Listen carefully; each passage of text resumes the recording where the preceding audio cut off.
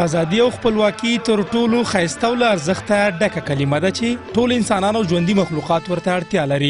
غازي امان الله خان 90 کاله وړاندې د زمري په 28مه له برېټانیا څخه خپلواکي ترلاسه کړه. د 28مه د هېواد د خپلواکۍ ویاړلې ورځ دلته په جلال آباد ښار کې په هره لار هره کوڅه کې د هېواد درې رنګه بیرغ ځړېدلی دی، خو ډیری ځوانان د خپلواکۍ له ورځې لا خبر هم نه دي. تاسې ازادۍ په اړه پوښتنه وکړه، هېڅ معلومات موږ نه لرو. موږ 12 کاله مکتب ویلی، اوس فارغ شوی یم. موږ ته چا مکتب کې نه د ازادۍ ورځ ښودلې ده او نه یې راته کومه نیټه ښودلې چې موږ په دې نیټه ازادۍ ورځ لرو او لمانځو به په ګډه سره. په 8م صنف کې موږ ته استاد ویل چې د ازادۍ په ورځ موږ ته هېڅ شی نه دي ویل، چې موږ هېڅ خبر نه یو چې دا څنګه ورځ دی. لوښي او بیرغونه لګېدلي، خلک وایي جشن دی، د ازادۍ ورځ نه ده معلومه چې په کوم وخت دی، په کوم نیټه ده. د دغې تاریخي زرین او برخلیک ټاکونکې ورځې په ویاړ هر کال د مرکز سربیره په ولایتو کې هم چمتووالی نیول کیږي.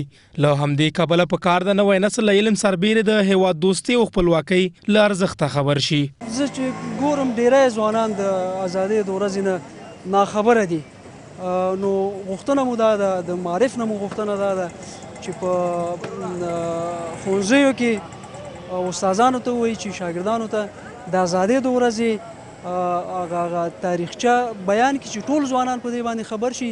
کله چې د ازادۍ ورځ راځي نو ځوانان په خپل شوق د ملي احساس دغه نه ښار ته راوځي، د ازادۍ ورځ په ښه شاندارو مراسمو ولمانځي. شاه غازي امان الله خان په 1298 کال د زمري په 28مه چې د 1919 د اګست له 19مې سره برابره ده، د افغانانو په خپله سرښندنه او مېړانه له برېټانوي لښکرو سره له سختې جګړې وروسته ازادي ترلاسه کړه.